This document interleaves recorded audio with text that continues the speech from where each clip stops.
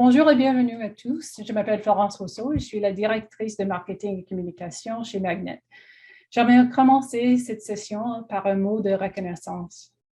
Je tiens d'abord à reconnaître les peuples autochtones de tout le territoire sur lequel nous nous trouvons aujourd'hui. Même si nous nous rencontrons sur une plateforme virtuelle, je souhaite prendre un moment pour souligner l'importance du territoire que nous considérons tous comme notre patrie. Ce faisant, nous réaffirmons notre engagement et notre responsabilité à améliorer les relations entre les nations de notre propre compréhension des peuples autochtones locaux et de leur culture. De l'océan à l'autre, nous reconnaissons les territoires ancestraux et non cédés de tous les Inuits, Métis et membres des Premières Nations qui considèrent ce pays comme leur patrie. Je vous invite à vous joindre à moi pendant ce moment de réflexion pour reconnaître les torts et les erreurs du passé et pour soigner aux façons dont nous pouvons, chacun à notre manière, aller de l'avant dans un esprit de réconciliation et de collaboration. Merci. Une fois encore, merci à tous de nous joindre aujourd'hui pour notre série de webinaires dont le thème d'aujourd'hui est « Créer un avenir de travail pour tous ». Alors que le Canada investit dans la reconstruction du marché du travail, l'importance de s'assurer qu'il existe une égalité des chances de participer au futur monde du travail est une responsabilité que nous partageons tous. Je veux juste mentionner que l'une des raisons de cette série de webinaires que nous organisons dans tout le pays est l'importance à l'heure actuelle de rassembler des gens pour discuter de la manière dont nous pouvons aider les demandeurs d'emploi et les employeurs à se connecter et à se réunir. Nous apprenons de chaque webinaire et de chaque organisation avec laquelle nous travaillons. Nous apprenons les meilleures pratiques et ce qui fonctionne et ce qui ne fonctionne pas dans certains contextes. Se réunir pour partager cet apprentissage est donc une partie très importante de ce processus. J'aimerais maintenant vous présenter notre modératrice pour cette session, Sylvie Desjardins, PDG de Next Career, qui va vous présenter les panélistes. Merci. Merci Florence et premièrement, j'aimerais dire merci à nos deux panélistes qui ont si bien gentiment accepté de faire partie de ce beau panel. Donc, premièrement, nous avons Amélie Durand-Lot. Amélie est actuellement responsable du programme national Ready, Willing and Able, donc prêt, disponible et capable, financé par le gouvernement du Canada et actif dans plusieurs communautés à travers le pays. Avant ce rôle-là, Amélie a été activement impliquée dans les opérations et la mise en place du programme PDC au Québec de 2014 à 2020. Au cours des 20 dernières années, Amélie a acquis une vaste expérience dans la conception, la coordination et la gestion de projets liés aux ressources humaines et administratives, tant au niveau local que national. Amélie croit profondément aux avantages de bâtir une main-d'œuvre inclusive et dédiée au développement et à la reconnaissance des talents que les employés neurodivergents apportent en milieu de travail. Merci Amélie d'être ici. Merci à vous. Ensuite, on a Nadia Forgione. Nadia est titulaire d'un baccalauréat en commerce de la John Molson School of Business et s'est jointe à la BDC en 2009. Elle est maintenant directrice des comptes principales au Centre d'affaires virtuel de la BDC. Elle a développé ses compétences en analyse financière à travers les années et est devenue directrice de compte depuis 2018, où elle aide les entreprises à leur croissance. Merci beaucoup, Nadia, d'être ici aujourd'hui. Merci, Sylvie. Donc, on va maintenant passer à la période de questions. Donc, je vais poser la question et ensuite, je vais demander à nos deux panélistes à chacun votre tour de répondre aux questions.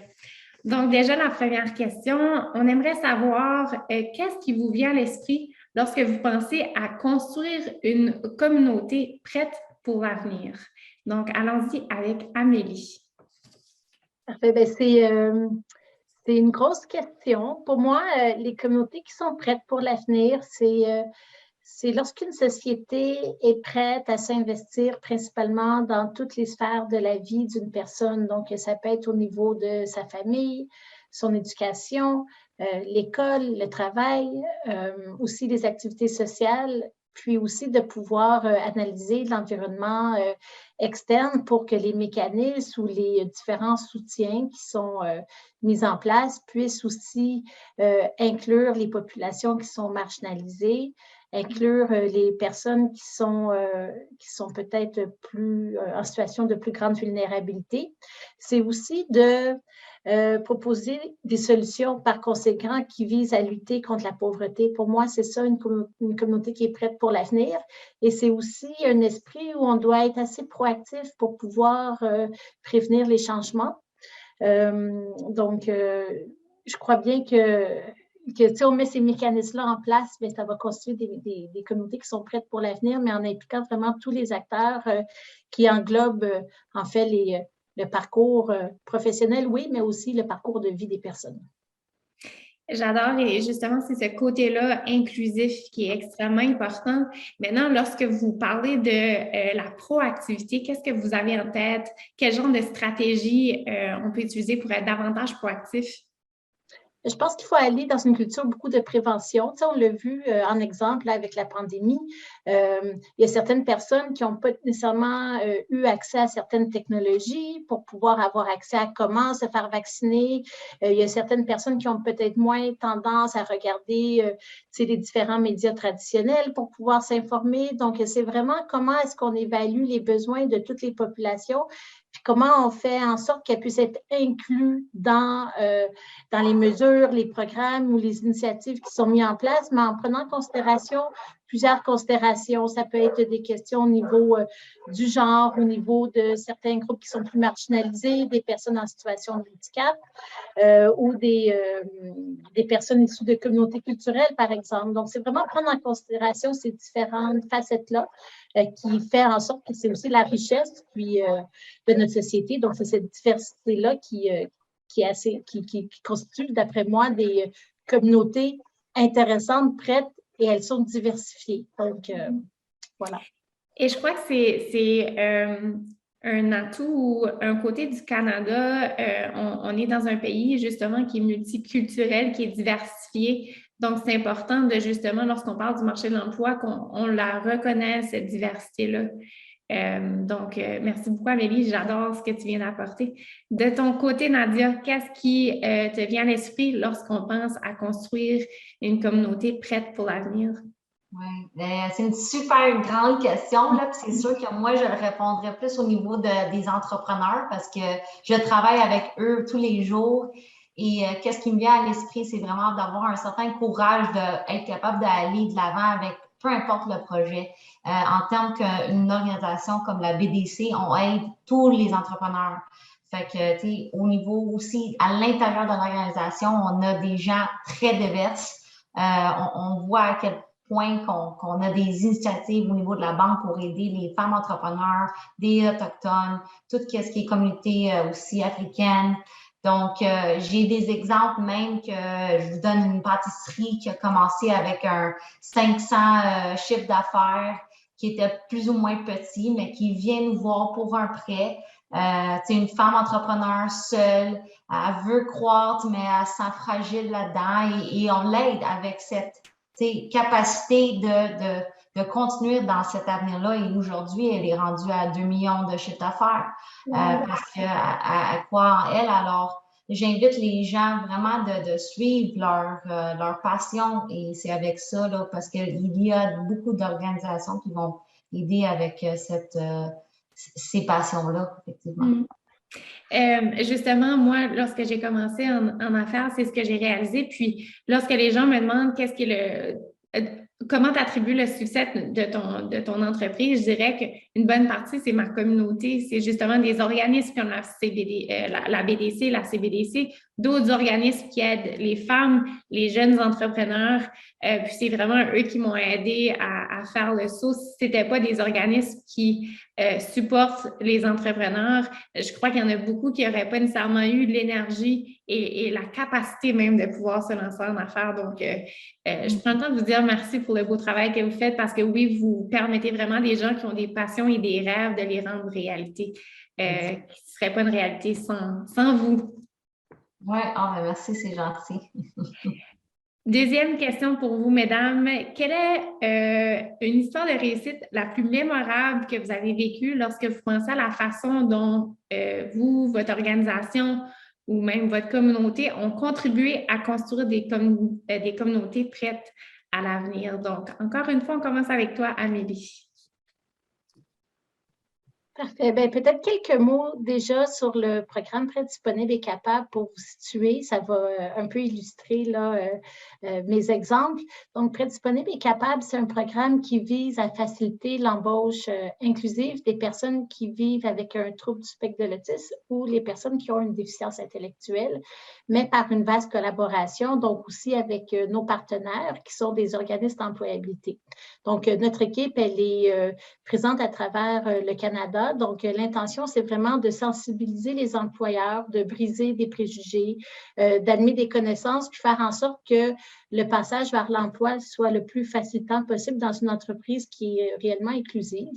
Donc, pour répondre à la question maintenant, quelles sont les histoires les plus mémorables que vous ayez vécues? Je pense que les histoires que je me rappelle le plus, c'est quand on a vu des succès là où on pense qu'il n'y en aurait pas. Parce que je pense que même nous-mêmes, on est porteurs de certains préjugés ou on a certains biais également. Puis les histoires qui m'ont toujours frappée, c'est vraiment des histoires où on a peut-être catégorisé certaines personnes, puis finalement, on s'est rendu compte que des personnes pouvaient faire plus. Donc, c'est vraiment des leçons qui viennent des personnes elles-mêmes et non de professionnels qui viennent du milieu de travail. Je vous donne quelques exemples.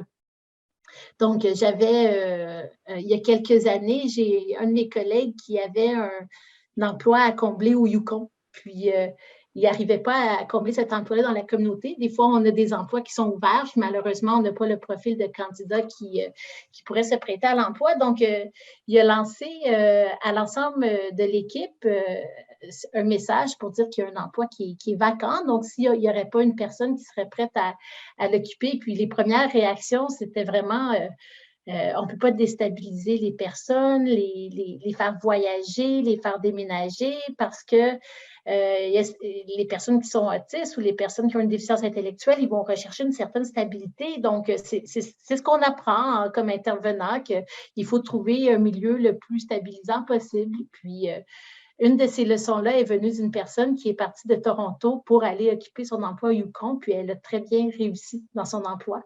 Donc, c'est toujours des petites réussites qui font en sorte que souvent, nous-mêmes, on est porteurs de ces préjugés-là. Ensuite, une autre histoire, quand on parle des avantages d'embaucher, c'est on a une personne qui a gagné le gros lot à l'Automax. Donc, pas elle, mais sa famille. Puis sa famille avait 5 enfants. Puis, elle a décidé de distribuer le montant parmi ses enfants aussi immédiatement, tout ça. Et c'était dans une très petite communauté. Donc, ça l'a fait comme la manchette sur le journal local et tout ça. Puis, donc, c'est sûr que ça s'est su très rapidement dans le milieu d'emploi de la personne qui avait une déficience intellectuelle, que sa famille avait gagné le gros lot. Donc, évidemment, son employeur, ses collègues se disaient, bien, c'est sûr que si la personne gagne un gros lot, elle ne retournera pas travailler. Hein, je pense que peut-être que c'est ce qu'on ferait aussi, peut-être pas, mais peut-être que oui. Et cette personne-là, ben, elle est retournée travailler avec sa petite boîte à lunch le lendemain matin parce que pour elle, c'était tellement une fierté d'occuper un emploi. Puis, elle le faisait bien. Puis, pour elle, c'était un sentiment d'appartenance aussi. Donc, c'est vraiment des petites histoires qui font chaud au cœur puis qui permettent aussi de voir vraiment les réelles capacités de ces personnes-là basées sur leur volonté de vouloir être inclus sur le marché du travail. C'est tellement vrai. Puis à la fin de la journée, même les recherches le démontrent, c'est que le travail est beaucoup plus qu'un salaire, c'est beaucoup plus qu'un gain financier. Ça permet justement d'avoir un sentiment d'appartenance à une équipe, à une organisation, à une cause qui nous tient à cœur, mais c'est aussi le sentiment d'accomplissement qui est extrêmement important. Et ça, c'est ce que tu viens de partager, Amélie, est un parfait exemple de l'importance de l'emploi pour l'évolution de l'humain. J'adore ce que tu viens de partager. Nadia, de ton côté, une belle histoire de réussite. Oui, bien, c'est ça, je m'en vais dans le volet entrepreneur tout le temps. Là. C'est sûr que je donnerai un exemple, en fait, vécu au niveau d'un client que j'ai fait affaire avec. En fait, il m'appelle dans un optique qui a attendu mon nom via un autre comptable. Et puis, il se magasinait pendant 2 ans une entreprise. C'était quelqu'un nouvellement au Canada. C'était pas, ça faisait peut-être 5 ans qu'il était immigré là, au Canada et qu'il y avait beaucoup des compétences en la gestion d'inventaire. Donc, il travaillait dans une pharmacie, puis ça allait super bien. C'est juste qu'à un moment donné, il a su qu'il y a une type d'entreprise qui était dans le domaine de vente de produits à des pharmacies. Donc, il m'a approché avec cette idée de « je veux l'acheter ». Donc, c'est sûr, quand on parle d'acheter une entreprise, ça peut paraître très nouveau. Il y a beaucoup d'éléments à considérer. Donc, son premier appel pour moi, c'était de juste l'éduquer. Et je pense c'est une des clés, juste à connaître un peu les particularités. Comment on fait pour acheter une entreprise? Est-ce que c'est finançable? Si oui, combien?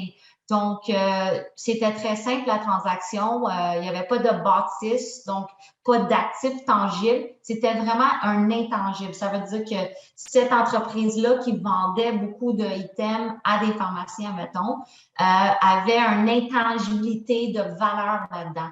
Donc, on lui a aidé avec ce prêt-là. Donc, c'est vraiment une belle réussite parce qu'il a pu quitter son emploi et être un entrepreneur en date d'aujourd'hui. Avec l'aide là, de notre prêt pour l'achat de l'entreprise, puis ça va super bien. Donc, c'est quelque chose à être fier.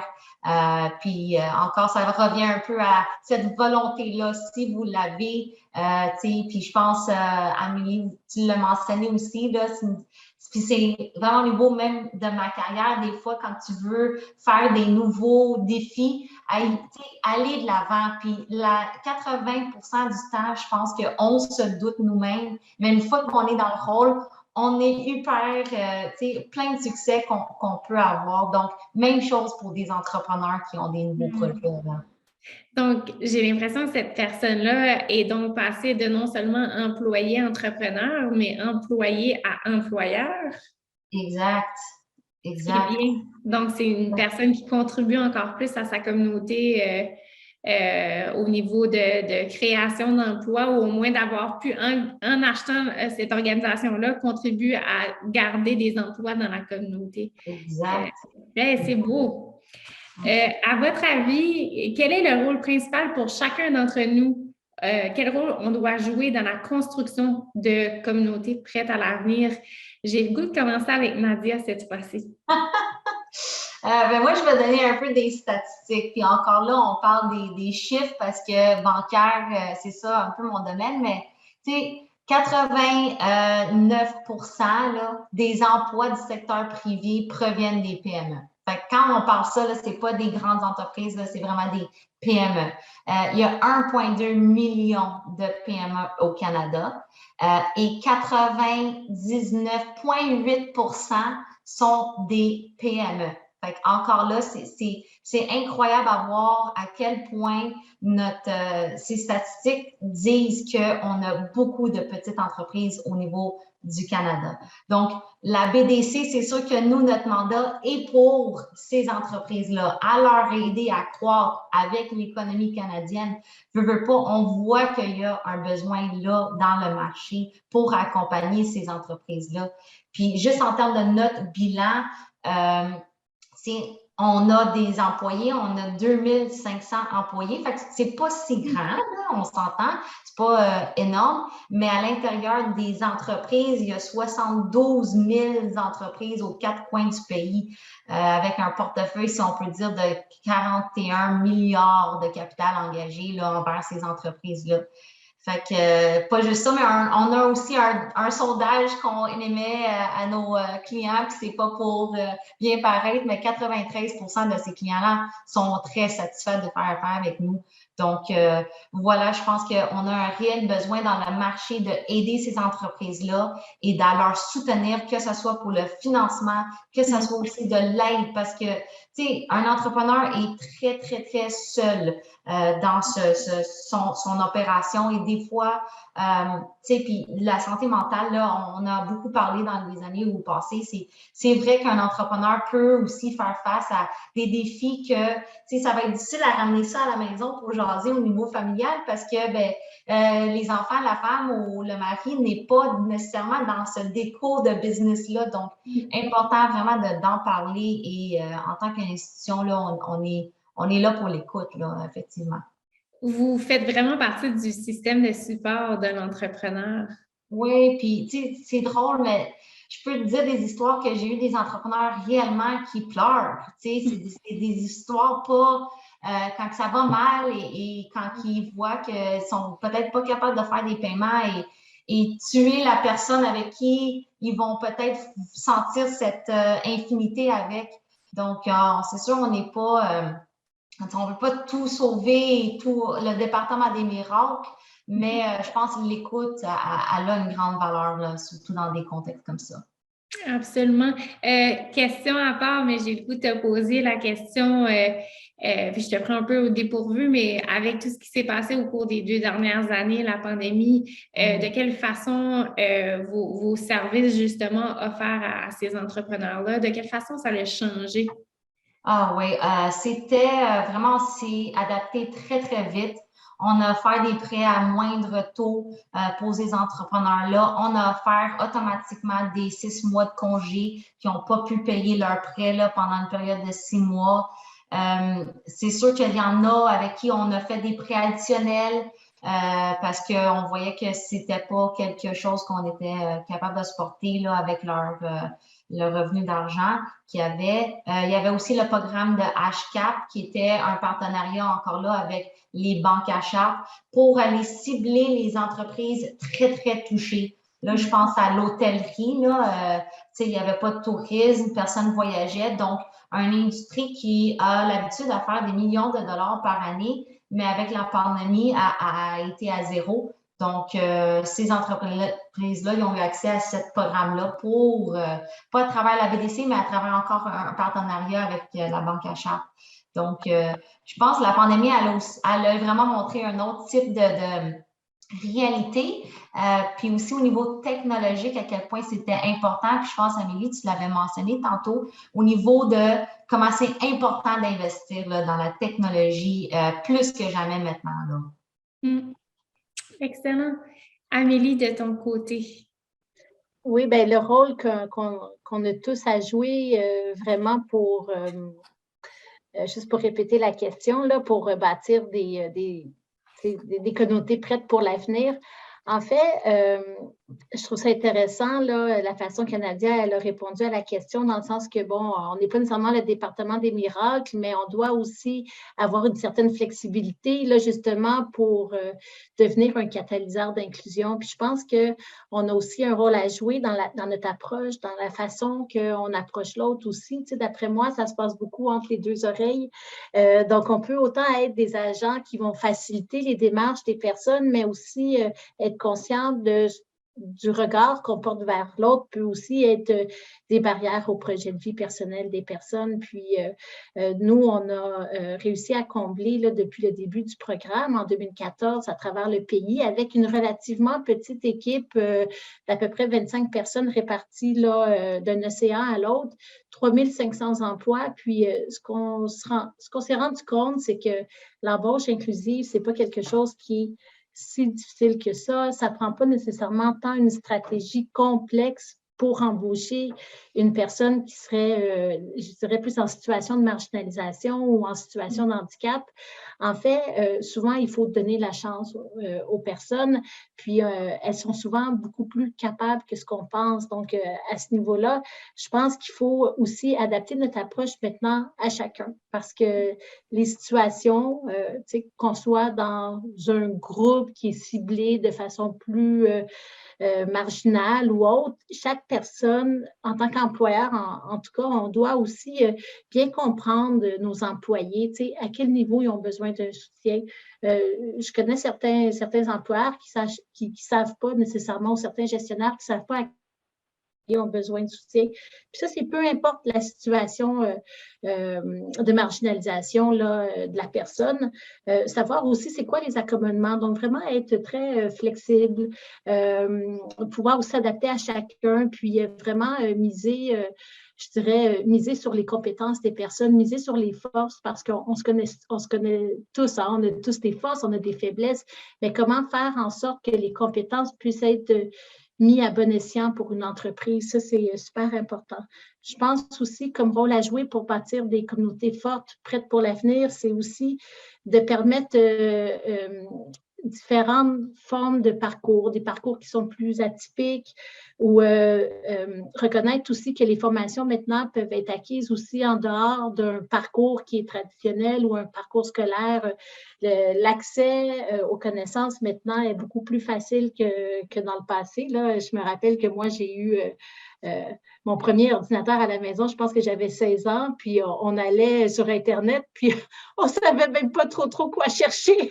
Aujourd'hui, ce n'est pas trop compliqué, mais permettre aussi d'encourager ces différentes formes d'apprentissage, travailler en collaboration, comme aujourd'hui, c'est un bon exemple, ce que Magnette fait, de rassembler différents acteurs pour permettre des échanges aussi, puis un petit clin d'œil, mais je pense aussi pouvoir continuer une conversation avec Nadia, parce que notre programme aussi a un volet pour les entrepreneurs, donc on pourrait compléter notre démarche, donc ça, c'est vraiment génial. Donc, travailler davantage en collaboration, c'est permettre d'être créatif aussi dans nos approches. Puis, j'ai bien aimé les chiffres que Nadia a présentés. On est beaucoup dans une culture de petites et moyennes entreprises et de permettre ces dialogues-là aussi avec les différents gestionnaires. Lorsque je reviens à l'embauche inclusive, c'est vraiment souvent beaucoup plus simple qu'on pense si on est bien soutenu, bien supporté par des professionnels, des organisations. Donc, se permettre aussi d'avoir accès à ce soutien-là est super important. Donc, je pense que c'est les différentes caractéristiques que je rechercherais chez les rôles des personnes pour bâtir des sociétés plus inclusives, tournées vers l'avenir également. Amélie, par rapport aux employeurs justement qui ont vécu ou qui se sont permis de faire une embauche plutôt inclusive, vous avez mentionné qu'il y a plus de 3000 postes qui ont été comblés depuis 2014. Est-ce que vous avez remarqué que des employeurs, une fois qu'ils vivent une expérience qui est positive, on a tendance à vouloir embaucher d'autres personnes qui sont peut-être en situation de handicap? Est-ce que vous remarquez que ces employeurs-là, une fois qu'on le vit, ben là, on réalise que, comme tu l'as mentionné, c'est plus simple qu'on croyait. Donc, oui, bien, ils répètent l'expérience, puis évidemment, ça dépend de leur capacité d'embauche. Mais quand on pose la question, la plupart des employeurs ont soit embauché ou souhaitent réembaucher de nouveau. Donc, c'est assez positif. Puis, une première expérience réussie aussi est très significative. Puis, je pense qu'un des succès, bien, je le mentionnais, ça repose sur la collaboration aussi. Donc, de faire en sorte que la personne va être soutenue dans son parcours vers l'emploi, le soutien qu'elle va pouvoir avoir. Donc, il y a aussi tout le développement entre la relation entre un employeur et son employé. Puis, souvent, bien, le seul fait de regarder la personne ou je dirais le CV différemment, de permettre aussi cette entrée-là, permettre d'avoir une entrevue d'embauche, d'ouvrir ce dialogue-là. C'est souvent le seul accommodement qui est requis pour permettre une embauche qui est réussie, mais c'est vraiment d'ouvrir ce dialogue-là, puis ça fait en sorte que ça peut briser les frontières. Parce qu'une fois embauché, certaines personnes ont besoin d'un accompagnement plus spécialisé, mais d'autres personnes non. Il s'agit juste de pouvoir accéder à l'emploi pour pouvoir le maintenir et pour pouvoir performer dans l'entreprise. Tellement bien dit. Merci. Dernière question pour vous, mesdames. Compte tenu du monde qui nous entoure, je ne peux plus parler. Contenu du monde qui nous entoure et de l'évolution du dialogue sur le futur du travail et les futures compétences requises, quelles ressources proposeriez-vous pour aider les gens à s'adapter dans leur carrière? Nadia. Oui, c'est une super bonne question. Puis c'est sûr que, je pense plus à mon expérience en tant que carriériste, quelqu'un qui veut avoir une évolution au niveau de sa carrière. Puis c'est pas avoir peur du changement là, pour moi, puis les défis, puis vraiment d'aller vers une passion. Là. Je veux pas, moi, j'ai travaillé pour cette organisation-là parce que je pense en bout de ligne, je voulais devenir entrepreneur, mais j'avais trop peur. J'étais très conservateur, je voulais pas investir mon argent, moi je voulais quelque chose de très stable.